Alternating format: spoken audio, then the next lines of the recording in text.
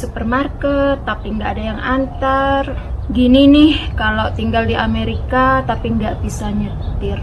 Hai teman-teman, itu tadi adalah cuplikan video kolaborasi aku bersama teman-teman YouTuber yang ada di Amerika.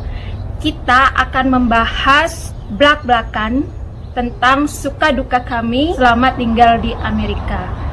Jangan lewatin video kolaborasi kami ya.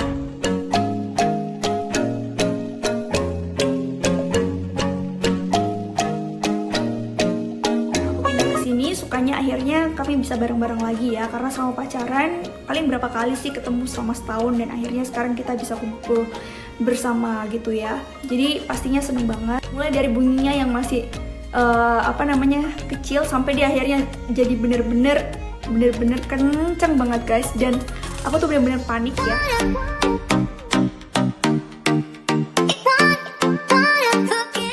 Suka duka tinggal di Amerika. Suka pasti kamu semua tahu toh, sukanya tinggal di Amerika, asik-asiknya tinggal di Amerika. Tapi kalau duka, emang ada duka tinggal di Amerika?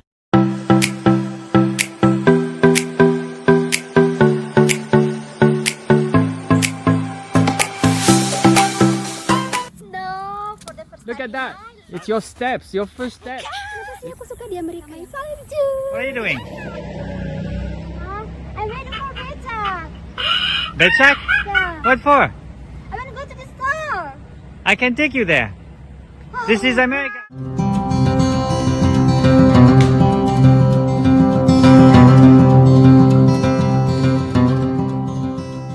Duka tinggal di Amerika.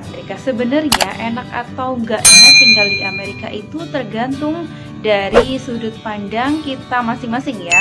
Kita punya kesempatan untuk kenal dengan banyak orang dari berbagai negara. Masak sendiri, bersih-bersih sendiri, semuanya dikerjakan sendiri.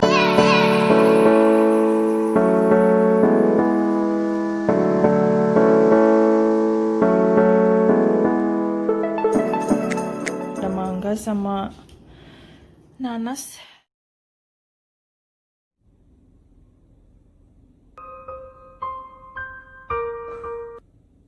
Sudah dapat kalau Jawanya, tapi buahnya sudah habis. Oh no.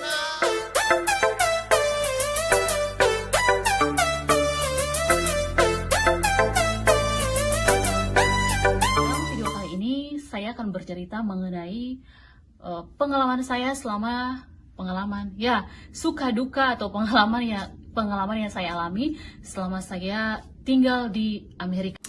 Halo teman-teman semuanya, apa kabar? Semoga semuanya sehat selalu bahagia dan tidak kekurangan suatu apapun juga dimanapun teman-teman berada. Welcome back to my channel Rina's Journey, dan di kesempatan kali ini saya dan juga teman-teman vlogger Indonesia yang tinggal di Amerika berkolaborasi untuk berbagi sedikit saja cerita tentang masa-masa kami beradaptasi tinggal di Amerika. Jadi suka dan duka. Jadi harapannya dengan kami bercerita ini mungkin bisa memberikan sedikit gambaran buat teman-teman, dan mungkin buat teman-teman yang berencana untuk pindah ke Amerika mungkin karena akan menikah ataupun bekerja ataupun akan melanjutkan studi di Amerika, bisa mendapatkan sedikit bayangan kurang lebihnya, dan mungkin kalian bisa mengambil hikmah dan prepare lebih baik daripada yang kami lakukan. Nah teman-teman, sebelum aku bahas mengenai suka dan duka selama masa adaptasi aku tinggal di Amerika, aku akan perkenalan sedikit saja tentang diriku. Mungkin teman-teman ada yang sudah tahu, dan mungkin beberapa di antara kalian mungkin belum tahu karena ini adalah pertama kalinya kalian mampir ke channel aku.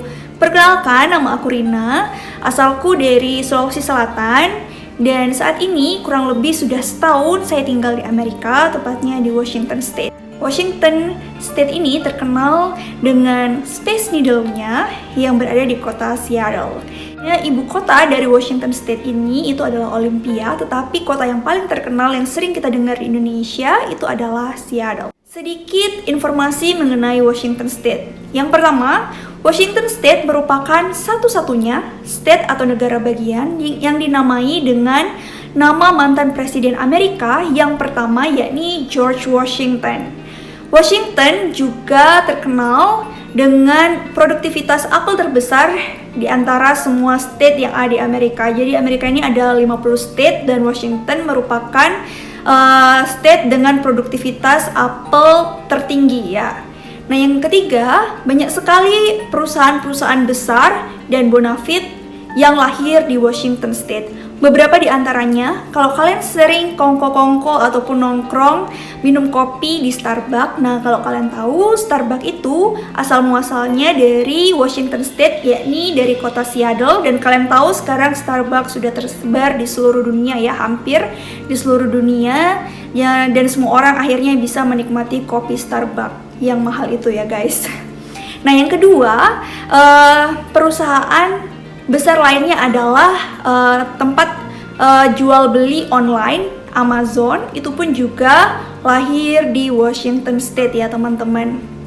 Nah yang ketiga, perusahaan pesawat terbesar ya, perusahaan terbesar di dunia yakni Boeing juga berada di Washington State. Jadi ada beberapa pabriknya, ada di kota Seattle dan juga ada di kota Everett. Lalu kemudian perusahaan, kalau kalian tahu Bill Gates, co-founder dari Microsoft. Nah, Microsoft itu lahir di Washington State ini teman-teman, tepatnya di kota Redmond ya, sampai sekarang pun. Jadi sebenarnya di Washington State ini begitu banyak sekali industri yang lahir dan besar di sini ya teman-teman. Nah kemudian saya sendiri tinggal di pinggiran kota dekat dengan Seattle sekitar 1 jam. Dan untuk wilayah Seattle area itu kita termasuk daerah yang sering banget hujan teman-teman. Kalau di Indonesia bisa diibaratkan seperti kota Bogor ya, kota hujannya Washington State gitu teman-teman. Jadi kalau misalkan matahari yang hangat itu kami cuman bisa merasakannya saat summer aja teman-teman. Di musim-musim yang lain itu walaupun ada matahari tapi cuacanya tetap terasa dingin kayak gitu ya. Itu aja tadi sedikit informasi dan perkenalan diri dari aku, dan sekarang kita akan lanjut ke topik kita, yakni kita akan membahas tentang suka dan duka aku beradaptasi di Amerika. Nah teman-teman, aku akan awali dengan sukanya terlebih dahulu ya. Jadi selama setahun ini yang aku rasakan, yang pertama itu aku tuh seneng banget. Karena kan kalau kalian tahu aku pindah ke Amerika ini karena aku menikah dengan orang yang berkeluarga negara Amerika. Dan selama kami pacaran dari tahun 2016 sampai pertengahan tahun 2019 ya, karena aku pindah ke sini tuh kan bulan September. Itu kami long distance relationship guys. Jadi apa ya, long distance relationship itu nggak gampang gitu ya. Walaupun kami sama pacaran itu juga ketemu ya, tapi itu rasanya seneng banget karena akhirnya kita bisa kumpul sama-sama, bisa lihat setiap hari gitu kan. Itu yang pertama. Nah yang kedua, Amerika ini kan salah satu negara maju ya teman-teman, dimana seperti fasilitasnya itu lebih banyak dan lalu lintasnya lebih teratur. Nah dan di Amerika ini kalau kalian butuh sesuatu gitu ya, itu lebih mudah untuk mendapatkannya. Walaupun untuk mendapatkan barang-barang Indonesia itu nggak gampang-gampang banget ya untuk di state aku ya, dan di kota aku tempat tinggal. Tetapi untuk kebutuhan primer itu lebih mudah gitu ya teman-teman. Nah yang keempat, sukanya lagi apa ya guys, mungkin karena aku masih setahun ya, jadi sukanya itu masih yang gitu-gitu aja gitu, belum kerasa banget gitu seperti apa, karena kan ini juga ada COVID ya, jadi interaksi antara aku dengan orang-orang sekitar di luar sana itu juga bisa dibilang tidak banyak gitu ya guys. Sukanya yang lain itu adalah di sini kan 4 musim ya guys. Musim yang paling aku suka itu adalah musim semi dan juga musim gugur. Kenapa? Di musim semi ini banyak banget kayak bunga-bunga, karena aku ini pecinta tanaman ya guys, pecinta tanaman dan juga bunga-bunga gitu ya. Nah itu banyak banget bunga-bunga dan aku banyak banget melihat bunga-bunga yang belum pernah aku lihat sebelumnya. Dan aku tuh suka banget sama bunga sakura.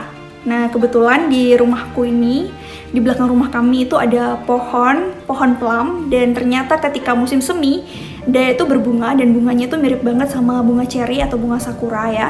Jadi ini adalah bunga sakura tapi dari buah plum. Dan begitu juga dengan komunitas tempat aku tinggal. Jadi di komplek kami ini mereka ada tanam pohon plum itu juga. Jadi ketika musim semi itu cantik banget guys. Jadi semua bunga itu pada bermekaran gitu ya. Nah kemudian musim yang aku paling suka lagi itu adalah musim gugur. Karena kenapa? Karena warnanya tuh cantik banget ya. Jadi banyak banget kayak misalkan daun maple, dari pohon maple itu dari daunnya yang warna hijau itu berubah menjadi orange dan ada yang merah. Dan di sini juga ada beberapa pohon yang merah juga ya daunnya jadinya. Jadi itu kayak colorful dan aku suka banget.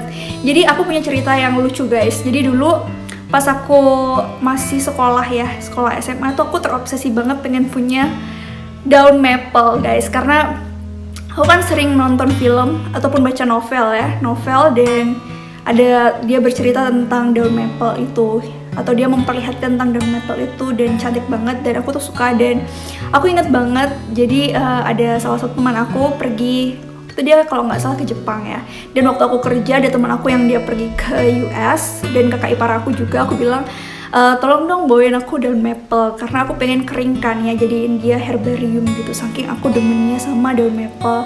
Dan akhirnya sekarang di sini banyak banget daun maple sampai gimana ya, orang-orang tuh kayak nggak peduli gitu sama dia, tapi aku masih menikmati keindahan dari warna-warna di musim gugur ini guys. Nah kemudian sukanya di musim summer ini adalah my comfort zone gitu ya, kayak bisa dibilang my comfort weather gitu ya, karena dia kan musim panas ya. Musim panas itu mirip banget sama Indonesia, walaupun ada hari-hari ya, ada seminggu kalau nggak salah di musim panas tahun ini itu yang benar-benar sangat terik dan menyengat banget sampai kita tuh nggak kuat gitu, harus nyalain kipas angin gitu ya. Nah guys, kalau di Amerika ini ya, rumah-rumah tuh nggak seperti di Indonesia yang terinstall AC atau air conditioning. Nah kalau di sini itu kalau kalian mau install AC, terutama di Washington State, itu kalian install sendiri ya, atau biasanya orang sih beli AC portable gitu, atau dia beli kipas angin, karena kan summer tuh cuman sedikit aja ya, dalam setahun tuh cuman sedikit aja, jadi mereka tidak install seperti di Indonesia yang mayoritas rumahnya terinstall dengan AC. Nah terus kemudian aku tuh paling suka juga saat winter salju ya, karena salju tahun 2019 kemarin itu merupakan salju pertama aku selama aku hidup. Dan itu adalah pertama kalinya aku bisa menikmati salju ya, walaupun dingin banget, tetapi itu adalah momen dimana aku bisa buat boneka salju dan explore tentang salju itu sendiri, bikin bola-bola salju kayak gitu. Dan aku lihat tetangga-tetanggaku anak-anaknya pada ceria dan menikmati salju di luar rumah gitu ya, itu hal yang membuat aku happy sih. Oke, sekarang kita akan membahas tentang duka. Duka yang pertama itu jauh dari keluarga, karena di sini aku tuh cuman sendirian ya guys. Jadi keluarga aku semuanya tuh di Indonesia, jadi lebih merasa kayak alone gitu kadang-kadang ya. Dan kadang-kadang juga ada pikiran kalau misalkan terjadi apa-apa tuh jauh dari keluarga gitu. Apalagi sekarang itu kan ada COVID gitu ya, jadi itu masa-masa dimana kita tuh kayak galau gitu kan, kayak nggak tenang juga dan tetap was-was. Tapi aku sih selalu berdoa ya, semoga nggak ada apa-apa dan semoga semuanya baik-baik aja dan kita semuanya tetap dalam lindungannya. Duka yang kedua, cuaca. Jadi cuaca di sini tuh aku nggak kuat dengan dinginnya ya guys, karena kita kan dari negara yang bisa dibilang tropis, dimana kita cuma punya 2 musim, yaitu musim hujan dan musim panas. Dan di musim hujan pun, kalaupun dingin tuh nggak sedingin yang sampai minus gitu kan. Nah di sini waktu pertama kali aku datang tuh kan bulan September, itu lagi musim gugur. Dan di musim gugur itu walaupun dia cantik ya guys, dengan warna-warna dari dedaunannya yang berubah, itu juga identik dengan angin. Nah anginnya tuh dingin, dan waktu itu aku inget banget itu 5 derajat Celcius ya, dan aku tuh udah ngerasa sampai yang kedinginan banget. Nah jadi itu lebih sering di rumah aja ya, karena di rumah tuh ada heater. Nah jadi kurang begitu bisa enjoy gitu dengan cuacanya ya. Dan terutama di sini ya, karena di sini adalah bisa dibilang kota hujannya Washington State, jadi lebih sering ke dingin gitu. Nah di awal-awal tuh aku tuh sulit banget untuk adaptasi dengan dinginnya ini guys. Begitu juga ketika winter ya.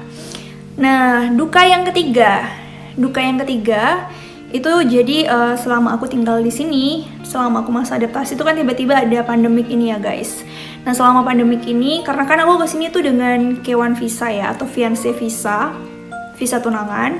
Jadi setelah kami menikah, itu kami melanjutkan ke dokumen yang selanjutnya untuk mendapatkan green card. Jadi green card ini sama dengan PR atau permanent resident, atau bisa juga dibilang sebagai izin tinggal gitu ya guys, izin tinggal. Nah karena COVID dan pandemik, jadinya dokumen aku untuk green card ini tuh masih pending gitu. Jadi dari bulan Januari 2020 sampai sekarang bulan September statusnya tuh masih sama, yakni case ready for interview. Jadi aku tuh masih nunggu tanggal untuk interview guys. Jadi mohon doanya ya, semoga tanggalnya itu segera datang dan aku bisa dapat green cardnya, jadi aku bisa move on gitu ya. Karena di sini kalau misalkan kita nggak punya green card, itu tuh akan lebih sulit untuk bepergian ya, terutama ke Indonesia. Walaupun sekarang karena lagi ada COVID, kita juga nggak bisa sembarangan keluar dari sini ya, karena ntar nggak bisa balik lagi. Dan selain itu juga akan lebih mudah untuk mendapatkan pekerjaan ya. Walaupun aku sekarang tuh udah punya dokumen work permit gitu ya, izin untuk bekerja di Amerika, tetapi akan lebih mudah jika kita punya green card atau surat izin tinggal itu guys. Duka yang keempat itu di sini kalau kalian mau, misalkan kalian mau ketemu dokter, walaupun kalian udah sakit nih ya, udah sakit tuh kalian harus bikin appointment dulu atau buat janji. Nah itu yang bikin males ya. Kalau di Indonesia kan kita kalau udah sakit ya udah langsung aja datang gitu ke dokternya kan. Nah kalau di sini tuh kalian harus bikin appointment dulu, kecuali yang emergency banget ya, yang kalian pergi ke UGD gitu. Tapi kalau kalian mau ketemu dokternya aja, itu kalian harus bikin appointment. Selalu bikin appointment, karena kalau kalian nggak punya janji, itu kalian nggak bisa ketemu guys. Karena mungkin schedule-nya tuh terlalu padat gitu ya. Jadi sudah ada yang diisi sama orang gitu. Nah, kemudian yang kelima, nah mungkin karena aku ini awal-awal kesini tuh otaknya masih rupiah ya. Otaknya tuh rupiah banget. Jadi aku merasa semuanya tuh mahal, terutama untuk bahan-bahan makanan Indonesia. Misalkan ya kita pergi ke toko Asia, kita beli tuh kayak misalkan nih ya, misalkan kalian beli pepaya di Indonesia, beli pepaya harga 20.000 tuh udah dapet kan. Nah di sini kalian beli pepaya tuh misalkan harganya $6. $6 kalau kita rupiahkan tuh anggap aja kursnya 10.000 ya, udah 60.000 sendiri gitu. Jadi tuh kayak merasa mahal dan gak pengen beli gitu. Padahal mungkin kita lagi pengen gitu kan, tapi karena merasa ini mahal, jadinya gak jadi beli gitu kan. Lanjut, duka yang keenam, itu bahasa ya. Jadi bahasa Inggris aku nih guys, itu tuh bahasa Inggris modal nekat, bisa dibilang kayak gitu ya. Jadi grammar aku tuh gak bagus, pronunciation aku tuh gak bagus ya, karena ada aksen Indonesianya.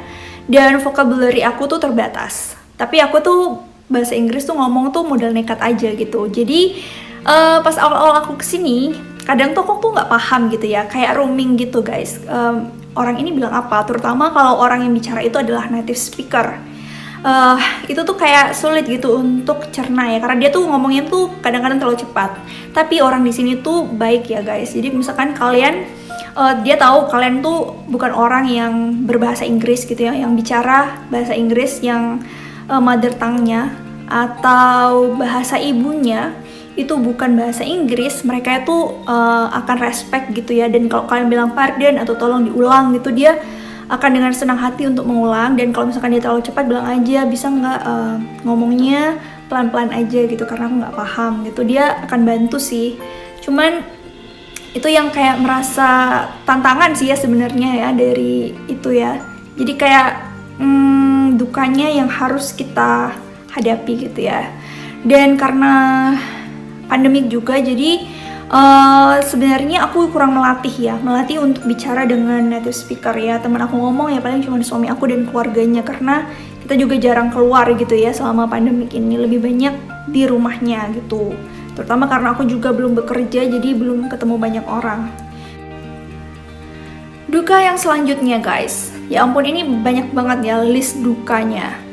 Duka yang selanjutnya, budayanya tuh benar-benar berbeda ya. Budayanya berbeda, dan aku tuh paling sedih itu karena makanan ya. Makanan, aku tuh rindu banget makanan, kayak misalkan makan apa ya, tempe penyet misalkan ya. Tempe penyet pakai kemangi, pakai nasi anget, itu udah enak banget. Atau makan kapurung ya, karena aku dari Sulawesi Selatan. Kapurung itu makanan khas Sulawesi gitu ya, dari sagu, kemudian dipakai ikan rebus, kemudian ada sayurannya dan ada sambalnya. Bagiku tuh benar-benar nikmat gitu ya, dan di sini tuh cuman aku gitu dan nggak bisa bikin yang enak gitu ya, karena nggak ada temennya makan. Suami aku juga nggak doyan, jadi aku juga pernah sih bikin, tapi aku sendiri yang makan, jadi rasanya tuh kurang enak gitu guys, karena makan sendiri ya, nggak ada temennya yang sama-sama happy gitu menikmatinya. Terus kemudian kalau kalian di sini mau makan makanan Indonesia, itu kalian nggak bisa beli kan. Kalau di Indonesia misalkan pengen sate, ya udah sih tinggal naik motor ya, gitu ke sana udah dapet gitu di perempatan gitu ya. Mau makan bakso, mau makan mie ayam. Nah di sini boro-boro guys, kalau kalian nggak buat sendiri, ya ampun, mana ada, nggak bisa guys. Jadi bener-bener harus diniatin gitu ya, dan seperti aku bilang, karena itu adalah bahan-bahan yang tidak umum ya di sini, jadi harganya tuh mahal bagiku, karena otaknya masih otak rupiah guys, masih belum bisa move on aku tuh.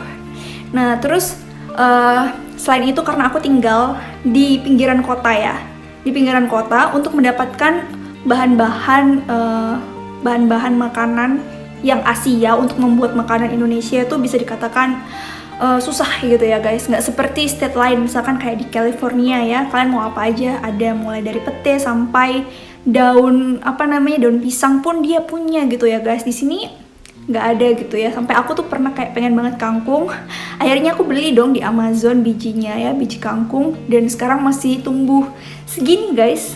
Ya semoga aja ya dia tumbuh berkembang, tapi ini kan udah mulai fall ya, musim gugur dan udah mulai dingin. Aku nggak tahu apakah si kangkung ini bakalan bertahan dan kita bisa numis kangkung atau enggak guys. Well, let's see. Duka selanjutnya.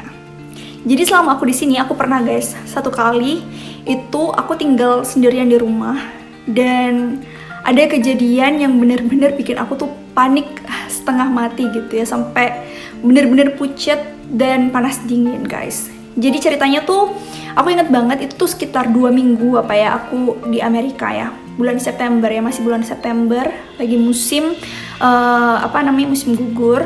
Jadi karena musim gugur itu kan dingin, waktu itu karena aku nggak kuat ya dengan cuaca dingin, jadi heater atau pemanas ruangan itu nyala ya guys.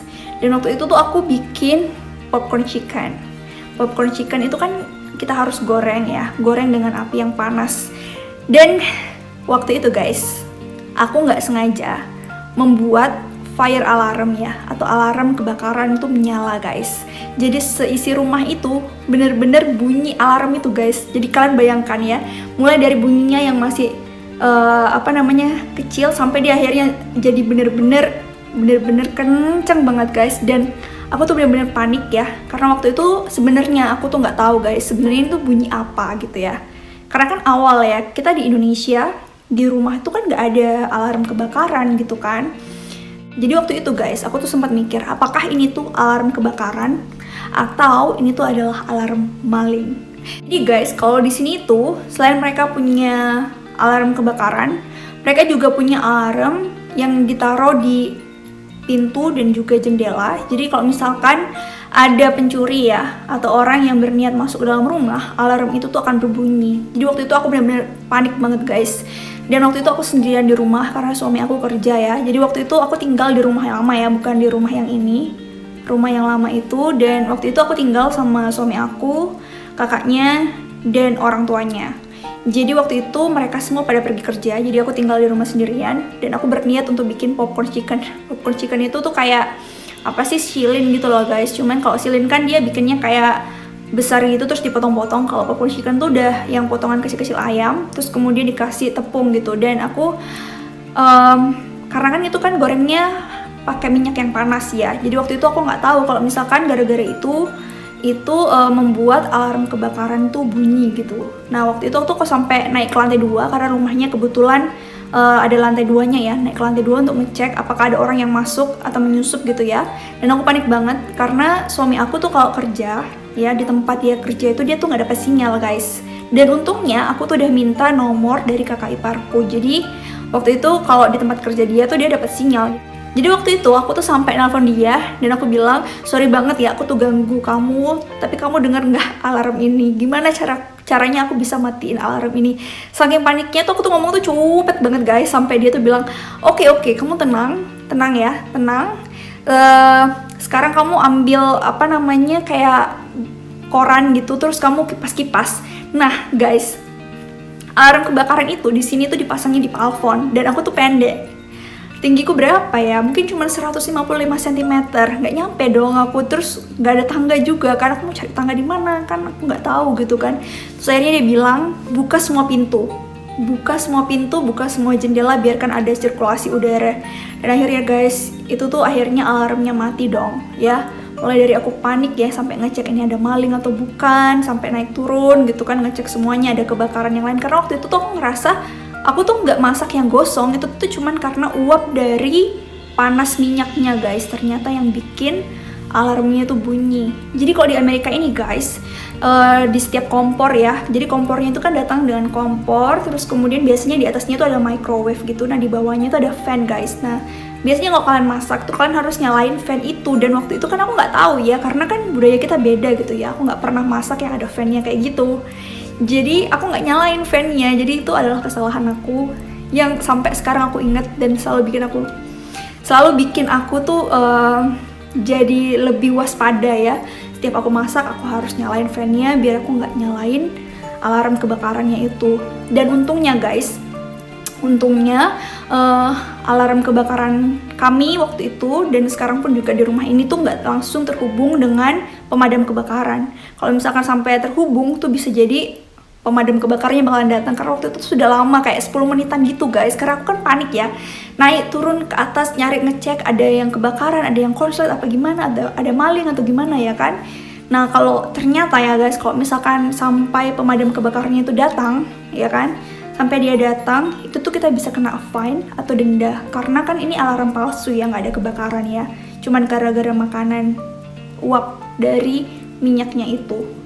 Jadi aku benar-benar bersyukur banget gara-gara itu, dan semenjak itu aku jadi lebih hati-hati guys. Duka selanjutnya adalah biaya hidup untuk tinggal di sini tuh mahal ya guys, karena pendapatan kalian itu akan lebih banyak digunakan untuk membayar pajak dan membayar asuransi. Jadi asuransi, kalau kalian di sini misalkan ya, kalian nggak ambil asuransi kesehatan atau asuransi kendaraan untuk mobil kalian, itu tuh orang kaya pun bisa jadi miskin guys. Kenapa ya? Kalau asuransi kesehatan ya, sekarang itu misalkan kalian terjadi emergency, kalian panggil ambulans, tuh paling enggak kalian bayar untuk ambulansnya aja itu sudah 1.200 guys, sekitar 1.200-an. Nah kalau misalkan kan nggak pakai asuransi, kalian cuma bayar ambulansnya aja, itu belum lagi bayar dokternya, bayar obatnya, dan lain-lain. Jadi aku akan bahas ini di kesempatan lain ya, di topik chit chat about living in America tentang asuransi ini guys, untuk lebih jelasnya ya. Tapi kalau kalian nggak punya asuransi di sini guys, well itu tuh bener-bener di sini tuh nggak kayak Indonesia, dimana kalian bisa pakai asuransi BPJS tuh udah tercover ya. Misalkan kalian ambil asuransi BPJS yang kelas 1, terus kalian melahirkan kan tercover semua ya pakai BPJS itu. Nah kalau di sini nggak guys, jadi di sini itu biaya untuk memiliki anak ya, memiliki anak tuh tinggi gitu dibanding dengan Indonesia. Belum lagi kebutuhan lainnya gitu ya guys. Well guys, itulah tadi sedikit cerita tentang suka dan duka aku adaptasi tinggal di Amerika. Mudah-mudahan dengan cerita ini kalian bisa dapat gambaran. Ini bukan untuk membandingkan ya, tetapi ini cuman untuk supaya teman-teman punya gambaran, dan mungkin kalian bisa mengambil hikmah dan juga belajar dari pengalaman ini. Jadi kalau kalian mau memutuskan untuk tinggal ke Amerika dan pindah ke Amerika, kalian bisa lebih tahu dan gak mengalami hal-hal yang tidak menyenangkan yang aku alami. Terima kasih banyak sudah menonton sampai akhir. Please give me a thumbs up kalau kalian suka video ini, kasih like. Terus kalian bisa taruh komen kalian, dan kalian bisa kasih opini kalian, ataupun kalau kalian tinggal di Amerika dan mengalami masa-masa adaptasi yang bisa dikatakan sulit, kalian bisa share, jadi kita bisa berteman. Terus kemudian kalian bisa juga share video ini ke teman kalian kalau kalian rasa mereka harus tahu tentang fakta-fakta ini. Dan please subscribe kalau kalian belum subscribe, dan terima kasih banget kalau kalian udah subscribe dan support aku sampai sejauh ini ya. Dan jangan lupa juga untuk tonton video tentang suka dan duka dari teman-teman vlogger Indonesia yang lain. Aku akan taruh link video mereka di description box. Please cek dan jangan lupa nonton biar kalian juga bisa belajar dari mereka. Well, terima kasih banget sekali lagi, and see you in my next video. Bye bye, have a nice day everyone.